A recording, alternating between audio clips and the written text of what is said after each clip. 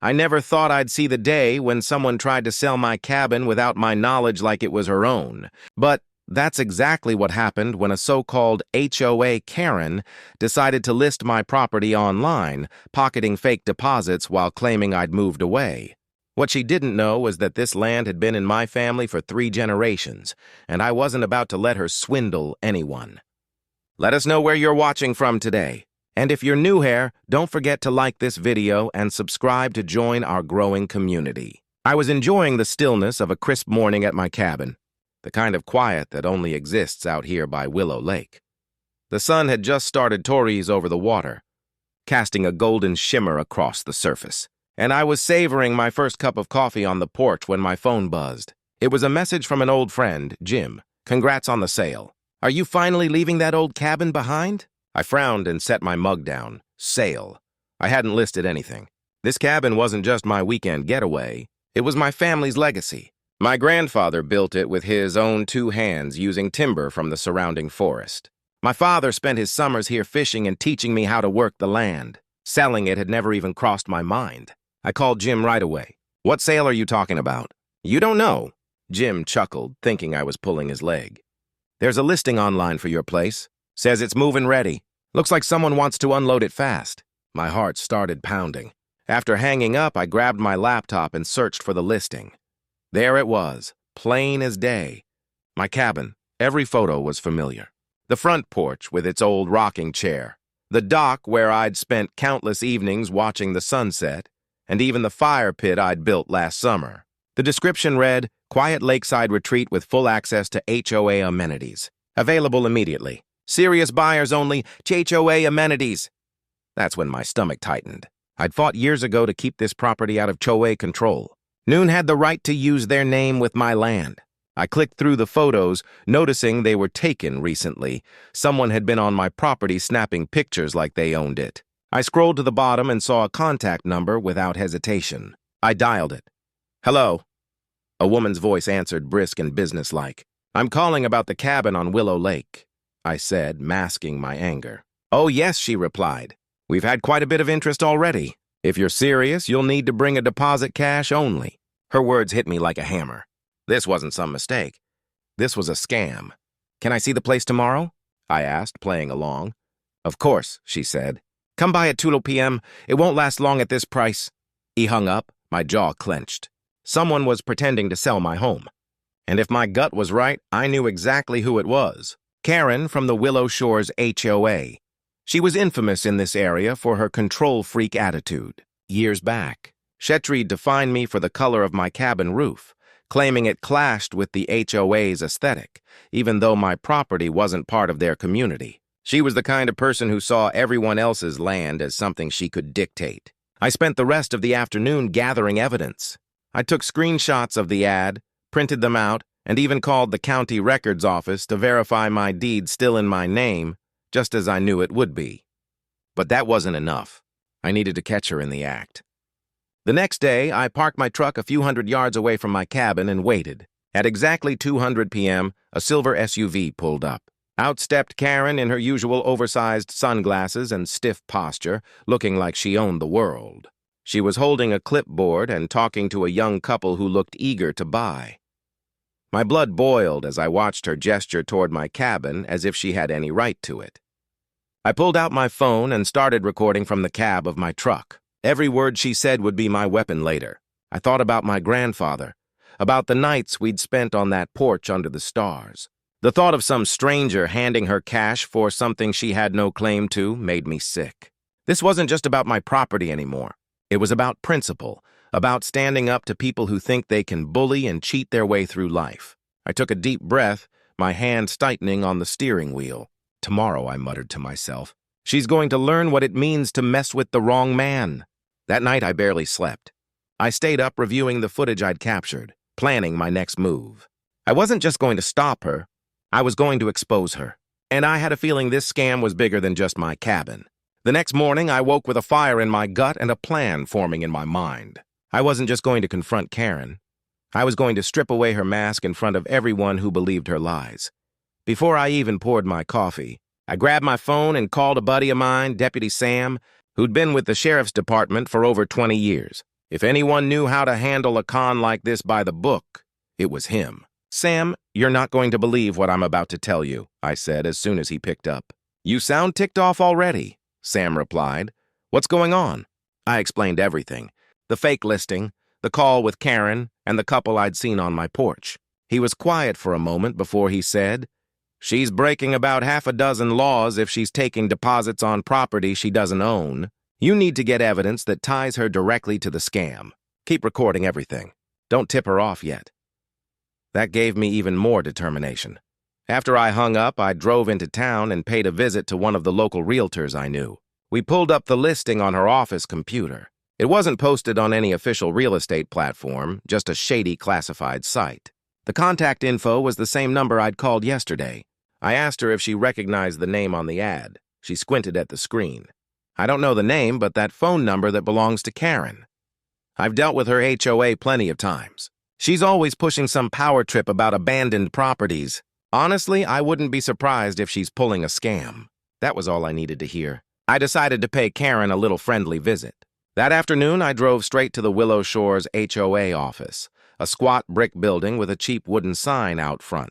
Inside, I found Karen sitting behind the reception desk, tapping on her keyboard like she was CEO of the county. "Well, if it isn't the outlaw cabin owner," she said with a smug smile.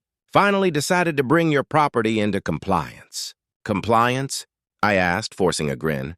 "Funny word for fraud. Care to tell me why my cabin is listed for sale on the internet?" Her smile faltered for a second, but she recovered fast. "Oh, that it's a community initiative. We're managing the properties around the lake for the benefit of everyone. Your cabin looked underused. We thought it best to find a new owner who would take better care of it." "Find a new owner, Karen. That's not your property. You're selling something that doesn't belong to you." Her voice turned icy. "The HOA has authority over all properties within a too-many radius of Willow Lake. That's a lie, and you know it," I said, my tone hardening. "I've got the deed, and I've got proof of your little scam. You might want to rethink this before I call the sheriff." She stood up from her chair, towering over me with that fake confidence. "Call whoever you want. The community supports me. They know I keep things in order. If you want to make this ugly, go ahead." I left, but not before taking photos of the flyers she had pinned on the office corkboard. Sure enough, my cabin's photo was right there with her phone number printed in bold. She wasn't even hiding it. Back in my truck, I called Sam again. "She's not just scamming me. She's running this like a side business. We need to catch her red-handed. Then let's set a trap." Sam said, "If she's meeting buyers at your cabin again, we'll be ready." That night, I reviewed my footage and put together a folder of evidence screenshots, recordings, and the photos from her office. But I wasn't satisfied yet. I needed her to incriminate herself completely. I created a fake buyer persona using Asbury phone and an alias email. I called her from a new number and pretended to be interested in purchasing my own cabin. She took the bait instantly. We arranged a meeting for the following afternoon. This time I wouldn't just watch from my truck. Sam would be there too. As I hung up, a wave of anticipation washed over me. Tomorrow was the day I'd unmask Karen for what she truly was, a con artist hiding behind an HOA badge. The following afternoon, I parked my truck farther down the dirt road, well out of sight of the cabin. My heart pounded like a war drum as I checked my watch. 1:55 p.m. Any minute now, Karen would show up, thinking she had another easy score. Deputy Sam sat in an unmarked SUV across the road, his sunglasses reflecting the bright summer sun. "Remember, he told me over the radio, we need her to take a payment or openly claim ownership. Keep your cool and let me step in at the right time." At 2:03, Karen's silver SUV rolled up my driveway just as I expected. She stepped out dressed like she was running a real estate open house, white blouse, navy skirt, and that smug expression I'd grown to despise. A young couple got out of their car behind her, holding hands and looking around like they'd already fallen in love with the place. Karen waved them forward with her clipboard. "This is a prime lakefront property," she said in her overly cheerful voice. "The owner relocated, so we're handling the sale. It's a rare opportunity." I bit my lip, gripping the handle of my door. Every word was another nail in her coffin. I started recording from my phone, zooming in as she walked the couple up the steps of my porch. "Feel free to look inside," she said, fishing out a key that looked suspiciously like the spare I'd lost a year ago. She'd been on my property before I was sure of it now. That was enough for me. I stepped out of my truck and walked down the road, my boots crunching on the gravel. "Hey!" I shouted. Karen froze mid-step. The couple turned to look at me, confused. "What the hell do you think you're doing?" I barked, my voice echoing through the trees. Karen's face went pale, but she quickly tried to regain her composure. "Oh, this is the owner," she said with a fake smile. "He's just stopping by to cut the lies." "Karen," I snapped, pointing straight at her. "This is my cabin, and you have no right to be here, much less to sell it." The couple stepped back, clearly uneasy. "Wait, you're the owner?" the man asked. "Damn right I am," I said, walking up the porch steps. "And I don't know what this woman told you, but she's not authorized to sell anything. She's running a scam." Karen's eyes darted nervously. Now, let's not make a scene. This property has been neglected, and the HOA stepped in for the betterment of the community. Well, you don't own a single board of this place," I roared, cutting her off. "You've been trespassing and taking money under false pretenses. That's fraud, Karen, and I've got every bit of it recorded." The couple exchanged a glance. "We were just about to give her a deposit," the woman murmured. "Don't you dare hand her a cent," I said firmly. "This woman's going to answer to the sheriff for this stunt." Karen's face twisted with anger. "You don't scare me. The HOA backs me on this." "Good," I said with a cold smile. "Then they can watch you get cuffed. Right on cue." Deputy Sam stepped out from behind the trees, badge visible, his voice calm but authoritative. "Karen, we need to have a talk." Her jaw dropped. "Sam, you're in on this too." "In on this," he repeated, raising an eyebrow. "I'm here because what you're doing is illegal. We've got evidence of false representation, trespassing, and fraud. I suggest you step away from the porch." The couple looked stunned, backing away as Sam approached. Karen tried to play innocent, but it was too late. "This is all a misunderstanding," she stammered. "I was just save it for the station," Sam said, pulling out his notepad. I turned to the couple, my tone softening. "I'm sorry you got caught up in this mess. I know you just wanted a home by the lake, but she had no right to take your money." They nodded, looking relieved that they hadn't handed over any cash yet. "Thank you for stopping this," the man said quietly. Karen, meanwhile, stood fuming, her arms crossed tightly over her chest. "You'll regret this," she spat at me. "No, Karen," I said, stepping closer, my voice steady and low. "You'll regret ever thinking you could steal from me or anyone else. This ends today." Sam took Karen's statement while I continued filming, making sure every word was documented. She eventually stormed off to her SUV, slamming the door with enough force to rattle the windows. But I knew this wasn't over. Karen wasn't the type to slink away quietly. As I watched her drive off, I could already see the storm brewing in her eyes. After the confrontation at my cabin, I knew Karen wouldn't back down easily. She had that kind of stubborn arrogance that made her double down even when she was clearly in the wrong. If I wanted to stop her for good, I needed more than an angry outburst on my porch. I needed undeniable proof, the kind that would leave no room for her lies to breathe. Deputy Sam and I sat in his unmarked SUV later that afternoon, reviewing the footage from my phone. "This is solid," Sam said. "But we need to catch Herod-handed actually taking money or claiming she owns your cabin. That's what will get the DA's office interested." "Then that's exactly what we'll do," I replied, my jaw tight. She's already bitten once. I'll bait the hook again, but this time, she's going to hang herself with her own words. That night, I crafted a plan. I used a spare phone, set up a new number, and created a fake identity Mark Stevens, an out-of-state buyer looking for a quiet, lakeside getaway. My heart raced as I dialed Karen's number. "Hello, this is Karen," she answered, her tone as smug as ever. "Hi, Karen. I saw your listing for the Willow Lake cabin," I said, lowering my voice slightly to sound different. "Is it still available?" "Oh, yes," she said quickly. "But we've had multiple offers already. If you're serious, you'll need to bring a deposit to hold it cash only. First come, first served." Every word was music to my ears because every word was being recorded. "How much of a deposit are we talking?" I asked. She rattled off a number that made my blood boil. She was trying to take thousands of dollars from unsuspecting buyers, all while pretending she had the legal authority to sell my home. I played along, agreeing to meet her at the cabin again in 2 days. The next morning, I met with Sam in his office. I laid out my plan. "I'll show up as Mark. I'll bring an envelope full of paper just folded to look like cash." When she accepts it, you'll have all the proof you need." Sam leaned back in his chair, nodding slowly. "We'll have 2 deputies nearby recording everything. But let me warn you, people like Karen don't go down quietly. Once she realizes she's cornered, she might lash out. You ready for that?" I nodded.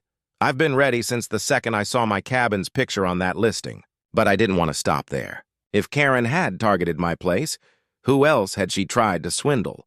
I started knocking on doors, talking to folks around Willow Lake. Mr. Dawson, a retired Vietnam veteran who lived half a mile down the road, was the first to answer. "Karen, don't get me started," he said, shaking his head.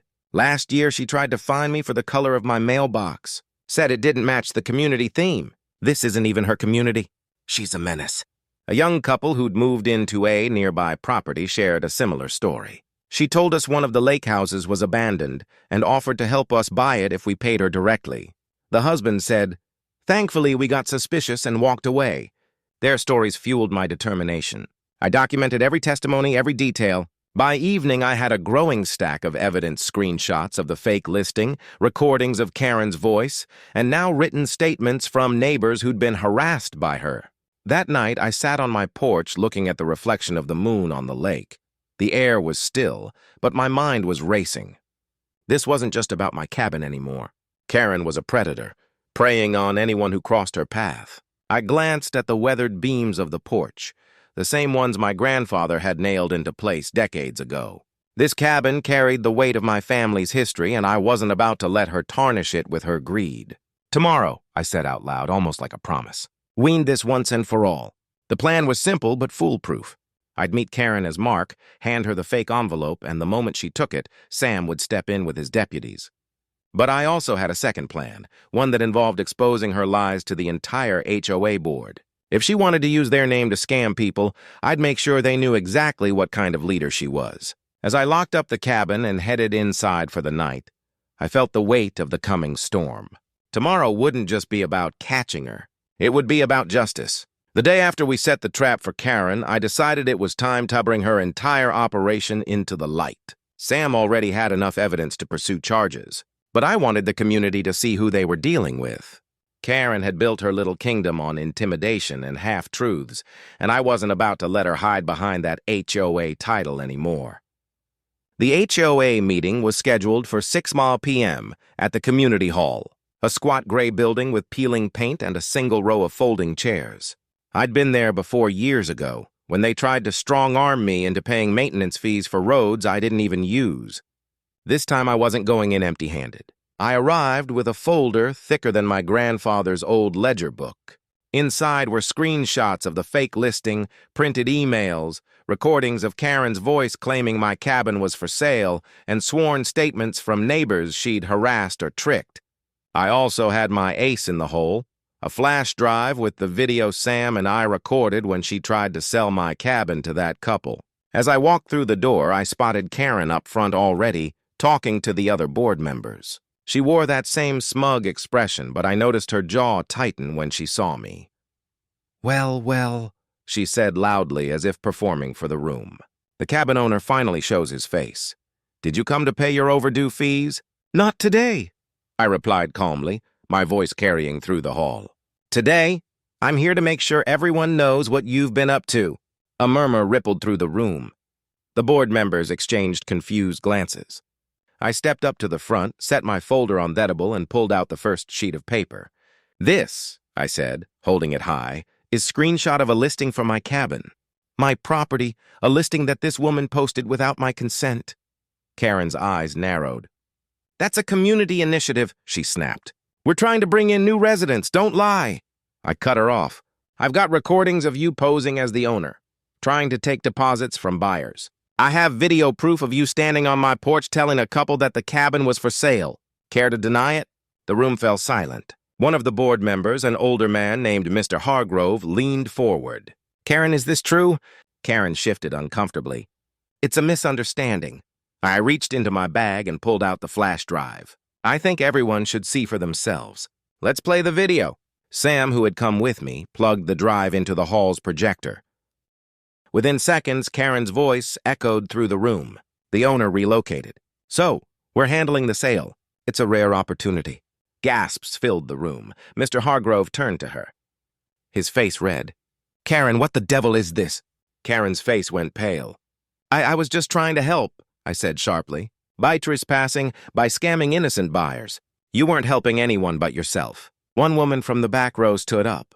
"Karen, I gave you a cash deposit last month for a property you said was coming up for sale. Was that Ailey too?" Karen froze. The color drained from her face. Sam stepped forward. "For anyone wondering, we have a full report prepared for the sheriff's office. Fraud, false representation, trespassing, it's all on record. If you gave Karen money, you might want to come with me after the meeting to file a statement." The hall erupted into chatter. People were furious. I watched as Karen's carefully built image crumbled right in front of her neighbors. For once, she had no snappy comeback, no fake confidence.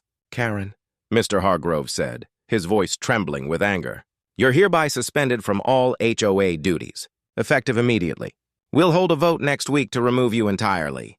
She looked around desperately, but no one came to her defense. "This isn't over," she hissed at me. "You'll regret humiliating me like this." I met her glare without flinching. "You tried to steal my family's home. I'll never regret standing up for what's mine." Sam and I left the hall together, the sound of angry voices behind us. As we stepped into the cool evening air, I felt a sense of vindication wash over me. But I knew this wasn't the final chapter. Karen wasn't the type to disappear quietly. I had to stay one step ahead. After the HOA meeting, it was clear Karen's little empire had started to crumble, but I knew she wouldn't stop until someone forced her hand. Her pride was wounded, and a person like Karen, when cornered, was as dangerous as a rattlesnake. I needed to finish this once and for all, legally and publicly, so she couldn't wiggle her way out with excuses or manipulation. Deputy Sam called me the next morning. "She's not slowing down," he said grimly. "We've already had 2 reports from residents who say she's still calling them about exclusive property deals. I think we need to set the trap now." "I'm ready," I said without hesitation. "When do we do this?" "Tomorrow afternoon. I'll have 2 plainclothes deputies stationed near your cabin. We'll record everything. All you need to do is bring that fake deposit envelope and play your part as Mark." I spent the rest of the day preparing, going over every detail like I was rehearsing for a high-stakes performance. I stuffed an envelope with paper cut to the size of bills and sealed it tight. The goal wasn't to trick her into taking my money, but to catch her red-handed trying to accept a payment for property she didn't own. That night, I barely slept. My mind kept flashing back to Karen's smug face at the HOA meeting, her cold stare as she muttered, "This isn't over." I knew this trap had to be flawless. No room for error because people like her always tried to find a loophole. The next day, I drove my truck down the dirt road, wearing an old ball cap and sunglasses. Sam and his deputies were already in place, waiting quietly with cameras ready. I parked just out of view and switched on the small recorder. Hidden in my shirt pocket.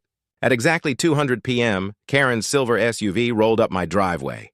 She stepped out with her clipboard, wearing a bright red blazer like she was about to close some big real estate deal. She didn't even glance around. She was too confident, too sure that she was in control. I walked up, pretending to be Mark Stevens, the out-of-town buyer. "Hi, Karen, ready to finalize this?" I asked, keeping my tone casual. "Of course," she said with a warm smile that made my stomach turn. "This cabin is such a gem. I'm glad you acted fast. Others were lining up to buy it." "Yeah, I wouldn't want to miss out," I replied, holding the envelope slightly out of reach. "So this deposit, once I give it to you, the cabin's mine, right?" Karen didn't hesitate. "Absolutely. Once you hand over that deposit, I'll draw up the paperwork. You can move in next month." That was it. The incriminating statement we needed. I glanced toward the trees, signaling to Sam with a subtle nod. Before I could even pass her the envelope, Sam stepped out, badge in hand. "Karen, that's enough." She spun around, startled. "Sam, what is this?" "This is the end of the line," he said firmly. "We've got recordings of you misrepresenting ownership of this property and attempting to take money under false pretenses. That's fraud, plain and simple." Karen's face twisted into a mix of shock and fury. "This is outrageous." "I'm just helping the community." Helping, I cut in, my voice sharp. "You've been trespassing on my property, scamming buyers, and dragging my family's name through the mud. This isn't help, Karen, it's theft." The 2 deputies emerged from behind the trees, their cameras still rolling. One of them stepped forward with a clipboard. "Ma'am, you're going to need to come with us to answer some questions." Karen's composure finally cracked. "You can't do this! I'm the president of the HOA, not anymore," Sam said flatly. "The board voted you out last night after seeing the evidence. Now, are you coming peacefully, or do we have to put cuffs on you right here?" For a long moment, she stood frozen, her eyes darting between me, Sam, and the deputies. Finally, she exhaled sharply and dropped her clipboard. "This is harassment," she muttered, but she didn't resist when the deputies escorted her toward their vehicle. I watched her go, feeling a strange mix of relief and sadness. Relief because my cabin and my family's legacy was safe. Sadness because it had to come to this. If Karen had just left me alone, none of this would have happened. "Good work," Sam said, patting my shoulder. "We've got everything we need now." With the video, audio, and her own words on record, the DA won't hesitate to press charges. She could be facing up to 10 years for this. 10 years, I repeated, shaking my head. She brought it on herself. As I stood there on the porch watching the deputies drive away with Karen in the back seat, I felt the weight of weeks of tension finally lift from my shoulders. But this wasn't the end. There was still the matter of the community, the people she deceived. They deserved to hear the truth, and I was going to make sure they got it. The morning after Karen's arrest, the town felt different. There was a quiet buzz among the neighbors, a sense of shock mixed with relief. For years, Karen had bullied everyone around Willow Lake, waving her HOA title like a badge of authority. Now she was sitting in a county jail cell, facing charges that could put her away for up to 10 years. Deputy Sam called me early. "She's already trying to spin the story," he said, claiming it's all a misunderstanding. But with their recordings and the video of her taking that fake deposit, she doesn't have a leg to stand on. "She'll fight," I said. "She's the type who thinks rules don't apply to her." "Let her," Sam replied with a chuckle. "The evidence is airtight. She'll be lucky to get out of this with just jail time and fines." Later that day, I drove into town to run some errands. Everywhere I went, people stopped me. "Is it true?" one woman asked as I grabbed a cup of coffee at the local diner. "Did Karen really try to sell your cabin?" "Yeah," I said with a sigh. "She thought she could pocket some cash and bully her way through it." "Not anymore." The waitress, a sharp-tongued woman named Betty, leaned over the counter. "You did us all a favor. That woman's been harassing folks for years, fining people for the color of their doors, threatening to tow cars for being an inch over the driveway line. She needed to be taken down." I nodded. It wasn't just about me anymore. Karen had created a climate of fear and frustration around the lake, and now the community was finally breathing again. That evening, the HOA board held an emergency meeting, and I was invited to speak. I walked into the same hall where Karen had once strutted around, barking orders and threats. This time, the atmosphere was different. People were angry but united. Mr. Hargrove, the acting president, stood up. "Folks, we'll know why we're here. Karen has been removed from the board and is currently facing legal action. But we owe a debt of gratitude to this man," he said, nodding toward me for standing up and exposing her lies. I wasn't used to public speaking, but I stepped forward. "I didn't do this alone," I said. Deputy Sam and the sheriff's office did their part. But more than that, I saw a community tired of being pushed around. Karen tried to take something that wasn't hers, something my family built with their bare hands. But this isn't just about my cabin. It's about protecting what's ours, all of ours. Noon should have to live in fear of a neighbor's greed. Applause filled the room louder than I expected. Some folks even stood up. After the meeting, several neighbors approached me, offering to help restore the community. One man suggested we form a new volunteer-run committee that would focus on actual needs, like maintaining roads and docks without the petty power games Karen had loved so much. Over the next few weeks, I worked with Sam in the DA's office, providing every scrap of evidence I had. Karen's case moved quickly between the fraudulent listing, the recorded calls, and the fake deposit sting. The judge had more than enough to proceed. Karen tried to plead her way out, but when 3 families came forward saying she'd taken advance deposits on properties she didn't own, her fate was sealed. The day of her sentencing, I stood outside the courthouse as the news reporters swarmed. "Do you have anything to say about the case?" one of them asked. "Just this," I said firmly. If someone thinks they can bully or cheat their way through life, they'll find out sooner or later that the truth catches up to them. Karen learned that the hard way. Inside the courthouse, the judge's ruling was clear fraud, trespassing, and false representation. She was sentenced to a mix of jail time and restitution. She'd be paying back every cent she stole, plus fines that would keep her busy for a long time. And walking out of that courthouse, I felt a weight lift from my shoulders. Justice had been served. That night, I sat on my porch with a cold beer, watching the sun set behind the lake for the first time in weeks. I felt peace. No more late-night worries about my property. No more dealing with Karen's lies. I thought of my grandfather again, how he always said, "A man's home is his castle, and you defend it with everything you've got." I'd done just that, and I knew he'd be proud. The days following Karen's sentencing were some of the calmest I'd had in a long while. For weeks, my life had been consumed by her lies, her scams, and her endless arrogance. Now, with the gavel struck and the court's decision final, I finally felt like I could breathe again. I spent that first weekend doing something I hadn't done in months, just enjoying my cabin. Early Saturday morning, I sat on the porch with a mug of black coffee, watching the mist rise off Willow Lake. The world was quiet, saved for the soft lapping of water against the dock and the occasional call of a loon. It felt good to be reminded of why this place mattered so much. It wasn't just a building. It was a living memory of my family. As I walked around the property, I thought about how close I'd come to losing it all. Not because of legal ownership, but because of someone's sheer audacity. Karen had tried to erase decades of hard work and family history just to make a quick buck. And that was what stung the most, her complete disregard for what Viceland meant to me. Later that day, I met with a few neighbors to discuss rebuilding trust in the community. Without Karen's shadow looming over everyone, people were more relaxed, more willing to come together. We talked about forming a volunteer group to handle real issues, fixing the cracked dock planks, trimming the overgrown walking trails, and even planning a summer barbecue by the lake. "I can bring my smoker," said Jim, the friend who'd first alerted me to the fake listing. "We'll make it a proper celebration, mark the start of a new chapter." I smiled. "Count me in! This place deserves some good memories after all that mess."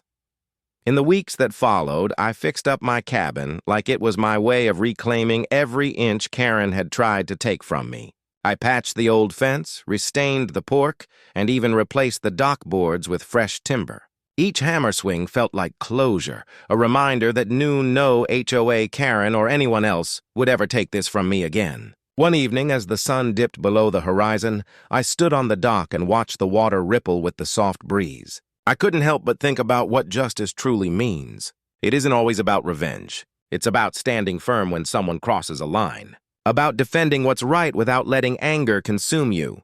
Karen's fate was sealed because she pushed too far, and I had no regrets about exposing her. A week later, I got a call from Sam. "Thought you should know Karen's officially banned from any future HOA boards." "Not that anyone would vote for her now," he said with a laugh. "Good," I replied. "Hopefully, she learned something from all this." "Maybe," he said, his tone skeptical. "But people like her rarely change. At least you won." After we hung up, I sat down on the porch steps, looking out over the lake. The air was warm, and the cicadas were humming in the trees. For the first time in a long time, I felt nothing but gratitude. Gratitude for my home, for the neighbors who stood by me, and for the simple truth that justice, when pursued with patience and courage, always finds its way. Before heading inside, I took one last look at the cabin, its wood still carrying the scent of fresh stain, its windows glowing softly with the last rays of daylight. My grandfather's words echoed in my mind. "This place will stand as long as you take care of it. Protect it like you'd protect your own heart." That's exactly what I intended to do. And so that's how I stopped an HOA Karen from stealing not just my home, but my family's history. Sometimes standing your ground isn't just about property. It's about respect, pride, and the people who came before you. If you've ever dealt with a pushy HOA or a neighbor who crossed the line, I'd love to hear your story. What would you have done in my shoes? Make sure to subscribe if you enjoy hearing stories where justice is served and ordinary folks fight back. Stick around. There are plenty more tales of grit, determination, and standing up for what's right waiting to be told.